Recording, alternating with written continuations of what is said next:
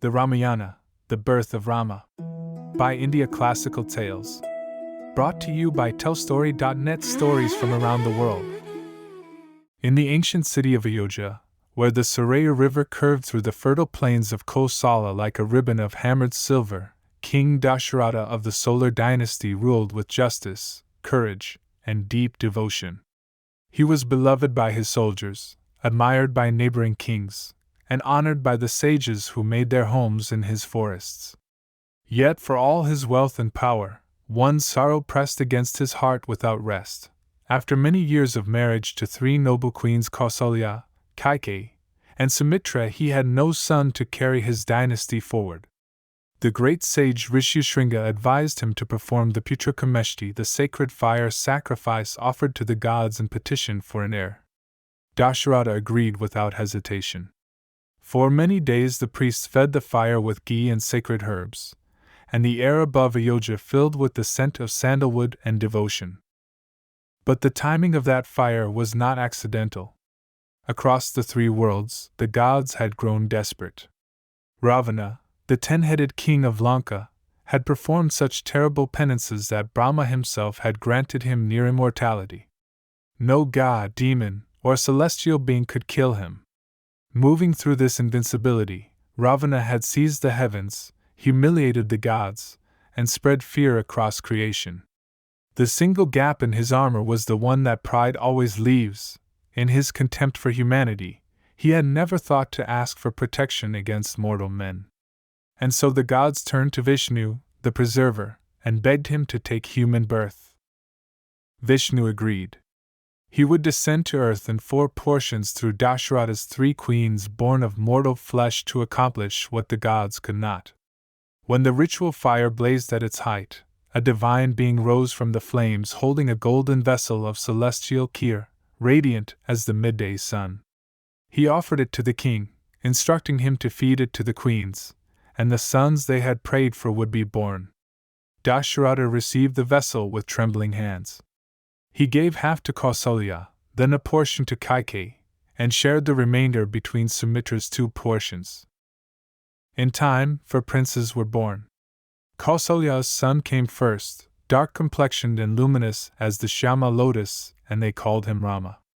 Kaikeyi bore the broad-shouldered Bharata. Sumitra brought forth twins, the devoted Lakshmana and the steadfast Shatrughna. The city flooded with joy. Musicians played through the night, citizens scattered flowers from their rooftops, and even the hermitages in the forest felt a lifting of the shadow that had fallen across the age. The princes grew under their teachers' eyes and under one another's. Rama and Lakshmana were inseparable from their earliest years. Something in Rama's nature drew people near him not because he commanded it, but because he was steady and warm and certain in a way that felt like shelter. He was quicker than his age with a bow, clearer than most in judgment, and kinder in both ways without sacrificing either.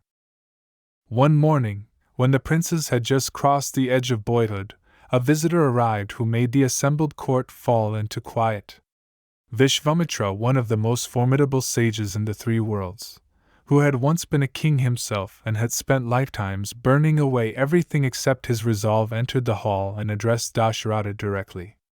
He wanted Rama. He wanted the boy, barely 16, to come to his forest hermitage and protect his sacrificial fires from the Rakshasas that had been desecrating them. Dasharatha was stricken. He offered his armies, his treasury, his own life. He could not send a child into the forest against demons. Vishvamitra did not raise his voice. He only let the silence hold until the king's preceptor Vasishtha said gently that Rama was capable of more than his father's fear allowed him to see. Reluctantly, painfully, Dasharatha let go. In the forest, the sage first gave Rama the divine weapons Bala and Adibala, armaments that required not only skill but the right spirit in the one who wielded them. Rama received them with the quietness of someone who does not rush toward power. Then the Rakshasas came. Maricha, the shapeshifter, he struck with a blunted shaft and sent flying far out over the ocean that one had his reasons for sparing.